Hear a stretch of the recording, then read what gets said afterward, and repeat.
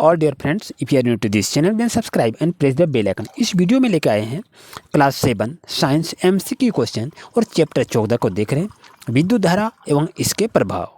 First question को देख रहे हैं, आपके पास क्या है कि स्विच की स्थिति बदलने का क्या प्रतीक है। ऑप्शन नंबर ए आपका ऑन है, बी नंबर आपका ऑफ है, सी नंबर आपका ऑन ऑफ है और डी नंबर है इनमें से कोई नहीं। तो ये 4 ऑप्शन है, 4 ऑप्शन में आपको सही ऑप्शन चुनना है कि करेक्ट आंसर क्या होगा। तो आंसर भी आप चुन लिए होंगे, तो करेक्ट आंसर क्या होना चाहिए आपका। करेक्ट आंसर आपका option number C is right answer. ये आपके सामने में आंसर भी दिखाई दे रहा है। चलिए देखते हैं क्वेश्चन नंबर नेक्स्ट पर। कौन सी धातुएं विद्युत का चालन करती है। वीडियो को अंत तक बने रहें, सारे इंपॉर्टेंट क्वेश्चन आपके साथ शेयर कर रहे हैं। तो क्वेश्चन आप देख रहे हैं, कौन सी धातुएं विद्युत का चालन करती है। ऑप्शन ए आपका तांबा, बी में है एल्युमिनियम और सी में देख रहे हैं ए और बी दोनों और डी नंबर में देख रहे हैं इनमें से कोई नहीं। तो ये 4 ऑप्शन आपके साथ हैं, तो बताएं कि आपका करेक्ट आंसर क्या होगा। तो आप आंसर भी गैस कर लेंगे, तो करेक्ट आंसर होगा आपका option number C is right answer. चलते हैं क्वेश्चन नंबर नेक्स्ट पर। नेक्स्ट है कि रेखाओं की स्थिति कैसी होती है। ऑप्शन नंबर ए रेखा लंबी होती है, दूसरी छोटी परंतु समांतर होती है, या एक रेखा लंबी दूसरी छोटी परंतु मोटी आपकी होती है और डी में है कोई नहीं। तो ये 4 ऑप्शन है, बताएं कि आपका करेक्ट आंसर क्या होगा। तो करेक्ट आंसर होगा option number C is right. यानी आप सोचे होंगे आपका आंसर भी यही सही हुआ होगा। अब चलते हैं क्वेश्चन नंबर नेक्स्ट पर। तो 4th नंबर क्वेश्चन है कि विद्युत सेल में कौन कौन से टर्मिनल होते हैं। ए में है धन टर्मिनल, बी में है ऋण टर्मिनल, सी में है धन टर्मिनल और ऋण टर्मिनल और डी में है इनमें से कोई नहीं। तो ये 4 ऑप्शन आपके पास है, जल्दी से चुनें कि आपका आंसर क्या होगा। तो करेक्ट आंसर होगा आपका option number C is right, धन टर्मिनल और ऋण टर्मिनल। आते हैं क्वेश्चन नंबर 5 पर कि विद्युत सेल में कितनी रेखाएं होती है। 1 होती है, 2 होती है, 3 होती है या 4 होती है। इस तरह एग्जाम में आपसे क्वेश्चन पूछे जाएंगे जो आपको जवाब देना होगा। तो करेक्ट आंसर क्या होगा। Option number B is right, यानी 2 टर्मिनल होते हैं। विद्युत सेल में रेखाएं की संख्या 2 होती है। क्वेश्चन नंबर 6 की बात करें तो 6 नंबर क्वेश्चन को देख रहे हैं कि विद्युत चालन करने वाले अधिकांश द्रव किसके विलय होते हैं। तो ये आपका क्वेश्चन रहा। तो आंसर क्या है, अम्लों के, क्षारकों के या लवणों के या उपरोक्त सभी। तो ये आपके 4 ऑप्शन दिखे हैं, तो सही ऑप्शन को चुनें कि करेक्ट आंसर आपका क्या होगा। जल्दी से चुनें और अंत में आप अपना स्कोर को जांचें कि आपका स्कोर क्या रहा। तो ये रहा आपका option D number right answer, यानी अम्ल, क्षारकों और लवणों में विद्युत चालन करने वाले अधिकांश द्रव उसके विलयन होते हैं। आते हैं क्वेश्चन नंबर 7 पर। विद्युत बल्ब का आविष्कार किसने किया था। थॉमस अल्वा एडिसन ने, फ्रैंकलिन ने या मैडम क्यूरी ने या ग्राहम बेल ने। तो इस तरह 4 ऑप्शन आपसे एग्जाम में रहेंगे, जल्दी से चुनें आपका करेक्ट आंसर क्या होगा। करेक्ट आंसर होगा option number A is right answer. विद्युत बल्ब का आविष्कार किया था थॉमस अल्वा एडिसन ने। क्वेश्चन नंबर 8 की बात करें तो बल्ब फ्यूज कैसे होता है। जब तंतु टूट जाते हैं या बल्ब टूट जाता है या स्विच ऑफ होने पर या उपरोक्त में से सभी। तो ये 4 ऑप्शन को चुनें कि करेक्ट आंसर आपका क्या होगा। तो करेक्ट आंसर होगा option number A is right answer. जब तंतु टूट जाते हैं तो बल्ब को हम फ्यूज कहते हैं। आइए क्वेश्चन नंबर 9 की बात करें तो विद्युत सेल में कितने टर्मिनल होते हैं। 2 होते हैं, 1 होते हैं, 3 होते हैं या 4 होते हैं। तो आंसर क्या होगा, जल्दी से बताइए। करेक्ट आंसर होगा ऑप्शन नंबर ए 2 होते हैं, जो आपका सही है, जिसको कहते हैं ऋण ध्रुव, उसके बाद धन ध्रुव कहते हैं। आइए क्वेश्चन नंबर 10 की चर्चा करें तो तापीय प्रभाव किससे होता है। विद्युत धारा का प्रवाहित होना, विद्युत धारा का प्रवाहित ना होना ऑप्शन नंबर बी है। ऑप्शन सी है बलों का जगना यानी जलना कहता है और डी में है विद्युत का आना। तो ये 4 ऑप्शन देख रहे हैं, करेक्ट आंसर होगा ऑप्शन नंबर बी। ये आपके लिए काफ़ी महत्वपूर्ण था।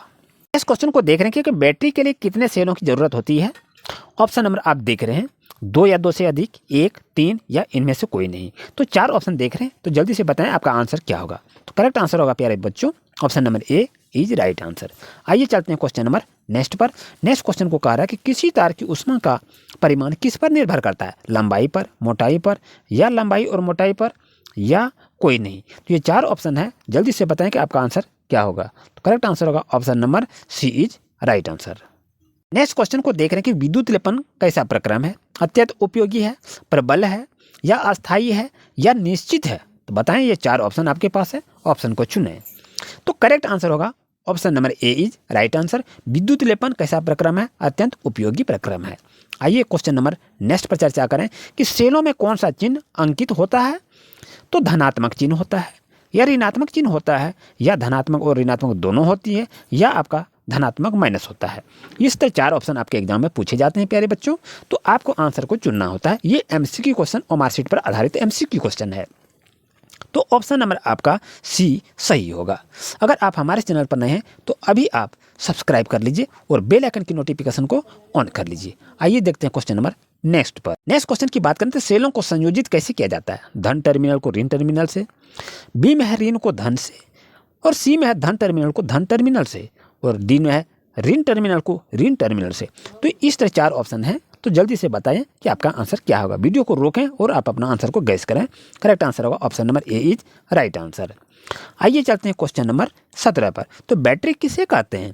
तो ऑप्शन नंबर ए है 2 या अधिक सेलों का संयोजन को, बी में है 1 सेल का संयोजन को, और सी है कोई सेल नहीं, और डी है उपरोक्त सभी। तो बताएं कि आंसर क्या होगा। करेक्ट आंसर होगा option number A is right answer. यानी 2 या 2 से अधिक सेलों का संयोजन को हम लोग बैटरी कहते हैं। उम्मीद है आपको अच्छी तरह समझ में आ गया होगा। 18 नंबर क्वेश्चन की बात करें तो बल्ब दीप्त कब होता है?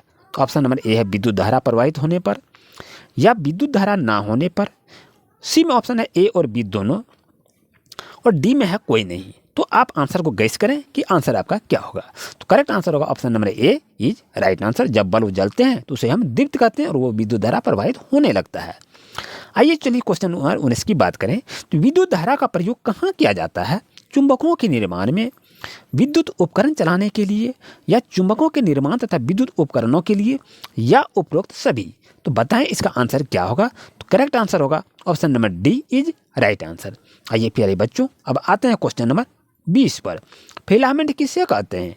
तो आप ऑप्शन ए है बल्ब में एक पतले तार को कहते हैं, बी में है बल्ब में 2 तार को कहते हैं, और सी है बल्ब के स्विच को कहते हैं, और डी में उपरोक्त सभी को कहते हैं। तो करेक्ट आंसर चुने आपका क्या होगा। तो करेक्ट आंसर होगा option number A is right answer. यानी बल्ब के भीतर में जो पतला तार होता है उसी को हम लोग फिलामेंट कहते हैं। नेक्स्ट क्वेश्चन की बात करें तो कुछ बैटरी युक्तियों के नाम लिखें। तो ट्रांजिस्टर, रेडियो, टीवी रिमोट, या उपरोक्त सभी। तो इसका आंसर क्या होगा। करेक्ट आंसर होगा option number D is right. ये सभी बैटरी युक्त के हैं, तो सभी में बैटरी यूज किया जाता है। आइए अब क्वेश्चन नंबर 22 की चर्चा करें। तो अत्यधिक धारा प्रवाहित होने का क्या कारण है? एक ही सॉकेट से कई युक्तियों का संयोजन, बी में है विद्युत रोधन के हटने के कारण, सी नंबर में देख रहे हैं परिपथ टूट जाता है, और डी नंबर में उपरोक्त सभी। तो ये 4 ऑप्शन है। वीडियो को रोकें और आप आंसर बताएं। करेक्ट आंसर होगा option number D is right answer. प्यारे बच्चों आइए क्वेश्चन नंबर 23 की चर्चा करते हैं। 23 नंबर क्वेश्चन को देख रहे हैं विद्युत धारा के किस प्रभाव के कारण बल्ब का तंतु उच्च ताप तक गर्म होकर दीप्त हो जाता है? तो ऑप्शन नंबर ऊष्मीय प्रभाव के कारण, उच्च ताप के कारण, विद्युत ऊष्मीय के कारण, या धीमे ताप के कारण। ये 4 ऑप्शन है। प्यारे बच्चों आंसर को चुने कि आंसर क्या होगा। तो आपका answer correct number option number A ऊष्मीय प्रभाव के कारण ये होगा आपका करेक्ट आंसर। क्वेश्चन नंबर 25 की बात करें तो विद्युत धारा कौन सा प्रभाव उत्पन्न करती है? चुंबकीय प्रभाव, बी में है विद्युत लेपन, सी में है गुरुत्वाकर्षण, और डी में है घर्षण। तो बताएं 4 ऑप्शन में से सही ऑप्शन क्या होगा। करेक्ट आंसर होगा option number A is right answer. आइए चलते हैं क्वेश्चन नंबर नेक्स्ट। ये सभी चुने हुए क्वेश्चन आपके साथ शेयर कर रहे हैं, तो वीडियो को लाइक जरूर करें। क्वेश्चन नंबर 27 की बात करें विद्युत घंटी में विद्युत चुंबक होता है, सत्य है, और बी में है असत्य है, या सी में असत्य और सत्य दोनों है। तो ये ऑप्शन नंबर डी में देखें कोई नहीं। तो बता सकते हैं कि आंसर आपका क्या है।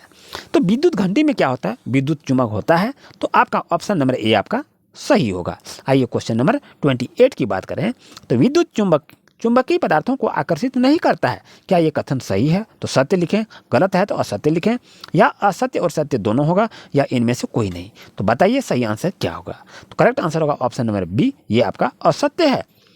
तो इस तरह से एग्जाम में आपके क्वेश्चन को पूछे जा रहे हैं। प्यारे बच्चों ध्यान से इसको देखें और वीडियो को शेयर करें। 29 नंबर क्वेश्चन की बात करें विद्युत चुंबक किसे कहते हैं? तो विद्युत तार से लिपटी विद्युत धारावाही कुंडली को कहते हैं, या बी में ऑप्शन है लोहे की छड़ को कहते हैं, सी में है तांबे की छड़ को कहते हैं, और डी में है स्टील की तार को कहते हैं। ये 4 ऑप्शन है। तो सही ऑप्शन को चुनें, क्या आपका आंसर होगा। तो करेक्ट आंसर होगा option number A is right answer. आइए क्वेश्चन नंबर 30 की बात करते हैं। तो विद्युत सेल के प्रतीक में लंबी रेखा खाली जगह है, क्या और टर्मिनल में होता है? प्लस धन होता है, या ऋण होता है, या धन और ऋण दोनों होता है, या इनमें से कोई नहीं होता है। तो ये आपके पास ऑप्शन है। तो ऑप्शन को चुनें कि करेक्ट आंसर क्या होगा। उम्मीद है आप आंसर भी चुन लिए होंगे। करेक्ट आंसर होगा option number A is right answer. अगर आप हमारे चैनल पर नए हैं तो अभी सब्सक्राइब कर लीजिए और बेल आइकन की नोटिफिकेशन को ऑन कर लीजिए, क्योंकि मैं प्रत्येक दिन आपके लिए नए नए टॉपिक लेके आते हैं जो कि एग्जाम की प्रिपरेशन की तैयारी के लिए। Thank you for watching my video.